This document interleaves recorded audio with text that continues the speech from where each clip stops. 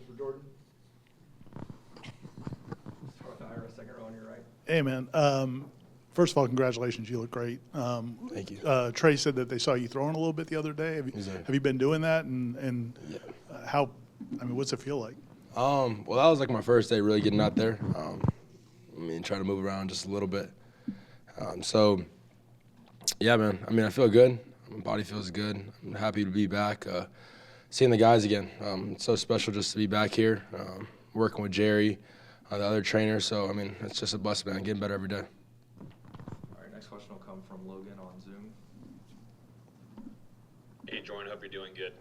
Thank you. Just throughout this whole process, have there been any teams that have been in contact with you the most? Yeah. I've talked to a few teams. I'm meeting with the Jets in a couple weeks. Met with the Raiders the other day. There's been a couple teams I spoke to. But yeah, man, I'm just trying to take it all in. It's just a blessing to be in this position, so I'm so grateful. Your next question will come from Jordan, third row on your left. Hey, Jordan, kind of following up on that, can you just talk about your combine experience, the interviews, and kind of what that all was like? Yeah, it was a blessing. It was long for sure. It's a long week, a lot of talking. But you're living out your dream. That's what I dreamed of, is going to the combine. So every day I woke up and got to put that gear on. I felt like a little kid again. So I was just blessed. Being around 11 other guys on our team was also a blessing for sure. Just seeing the smiles on their faces, living out their dreams. So yeah, man. It was an honor to be just invited there. So is there.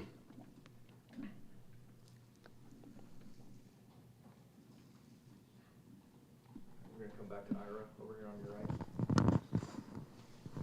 I know you said during the combine that you hope to be back by, I think, like May or June, I think is what you said. But is that what they originally told you, or what did they originally tell you, or did they give you a time frame when it first happened? Honestly, I told them I didn't really want a time frame. I wanted to just take it day by day and push myself every single day just to get better. So, yeah, man, they didn't really give me a time frame until really recently. I think that's pretty fast, honestly. But yeah, I just wanted to push myself every day. Didn't want to have a set thing in my head and either be upset about not making that time schedule. So, I feel like it was just better just to take it day by day for sure. Stay there for Corey. Obviously, with not being able to do what you can do physically, the middle side, I guess, when you're talking to these teams, comes out more because that's what you can show them. How much does it help? I don't want to say your cause, but I am going to say your cause about getting drafted. That it's not like you ran for 1,000 yards last year. You beat a lot of teams with your mind more, or beat defenses more with how you read than you just the physical. So are you talking to them about that? Do you sit down or will you sit down and, I don't know, break down film and show them how you read the game? Yeah. We watch a lot of film. Either go back and watch games from the past and I wonder what I did there. I want to see protections and stuff like that, going through coverages. So, yeah, I try to show them as much as I know. Coach Norville helped me a lot. Throughout my years here, protection's the main thing. I've learned that throughout my career. Early on I was getting hit a lot. And Norville, he came in and just, that was what we focused on first. And I think that was the most important thing because it's important in the NFL too. You have to protect yourself first or the play is not going to happen. So, yeah, it's just an opportunity just to show my knowledge. Yeah, man, for sure. We'll go back to Jordan on your left. Can you talk about what it's been like in Tallahassee this week and some of the support that you've seen around the Tallahassee community? Yeah, I love Tallahassee. It's just a blessing just to walk around every single day. Everyone's just so respectful and nice. I think that's really, really special. Makes me want to come back over and over. So every time I'm in Tallahassee, I have a smile on my face. Once again, I dreamed of being here as a little boy. I got my cousin as my roommate. I got my sister up here, so I get to see my family too and all my teammates and friends. So, I love this place a lot, man. Go to Chris, front row on your left. I presume physically you're still not going to be able to do much Friday. So what will Friday be like for you when you're over there during pro day? Yeah, I believe I'm just doing my height and weight. I think that's all it really is. So just be out there supporting my guys, watching them out there, just once again live out their dreams. So, yes, sir. Come back over here to Ira. I don't know. I know you've had little things here or there, but I don't know if you'd ever dealt with a serious injury, and how helpful was Devin since he obviously dealt with some injuries through his career? Yeah, this is like the first real one that I've been through. But my brother, I mean, that's my guy. He checks on me every single day. So, I mean, he's just been there, man. Like, I mean, the positivity that he brings, I mean, to everyday life is one of a kind. So, I mean, he's pushed me every single day just to keep going. This is not the end of anything. This is just the beginning. It's just a little bump in the road and makes the story a little bit cooler. So, I mean, that's what he told me, and all the injuries that he's been through and he's pushed through and stayed positive through everything is really special. So, I mean, he's the best. I mean, he's such a respectable guy, and I'm blessed to have him in my life. Next will be Kurt, front row here on your right. I guess I know you still have, another month until the draft. Is there a hope maybe you're able to do something physically closer to the draft, or is it kind of the timeline doesn't line up for that? I believe I will. Sometime in April. I don't know the set date yet, but I think I'll be out there for sure. I mean, moving around the other day, I felt good. I mean, in the training room, I'm moving pretty good. So, I mean, I think I'll be able to do it sometime in April at some point, and I think that's a great way to just go out and show teams that I'm getting better every single day. I mean, that's how I am. I grind every single day just to be the best I could be. So, I'll be good here soon for sure.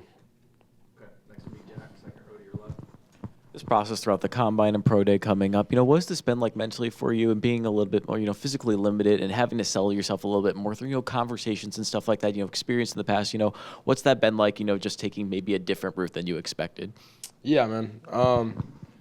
It's God's plan. That's how I look at everything. It's God's plan.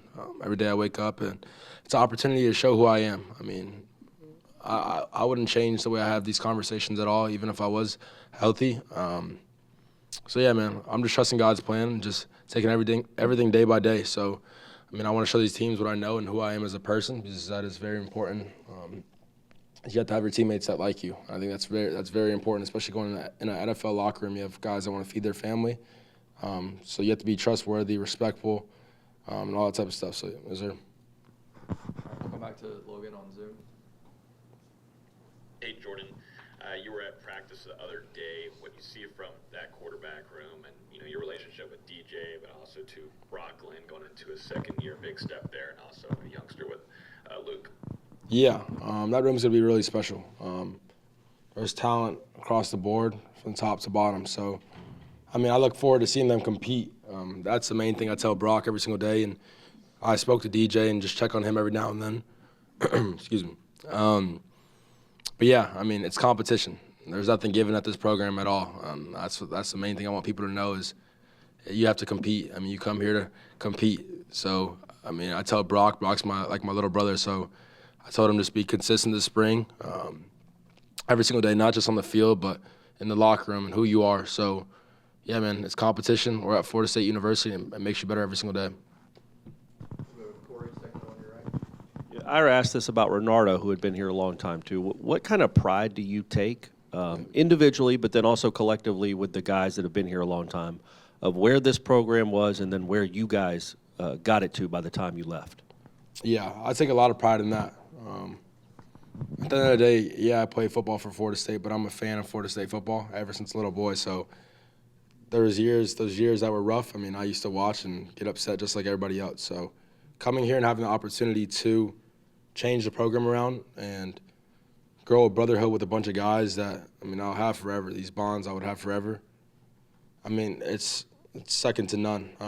It's so special. I mean, I looked at it every single day. I looked at myself in the mirror and told myself that I'm going to change this program around before I leave here.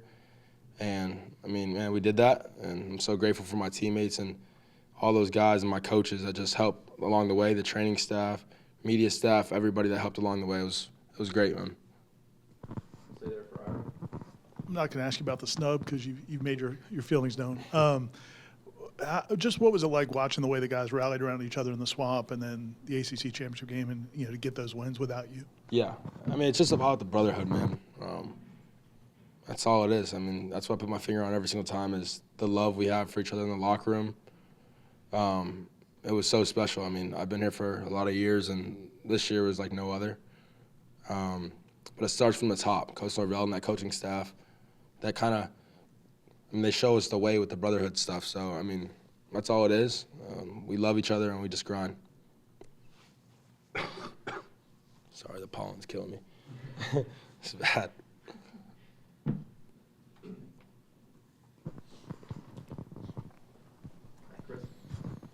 reflecting on your time here, first day you met Coach Norville, what was your first thought? And then what was it like kind of watching the program evolve with him? And obviously you were kind of driving the car too. My first thought, I thought he was crazy as hell. That's it. That's definitely the first thought I had. But just watching how he coaches us and loves us was something so special. The leader that he is, not just on the field but off the field, and for his family, the father he is and the husband he is to his wife is really special to see, and the love he has for just everyone around this town. He's so humble, and man, he really changed my life.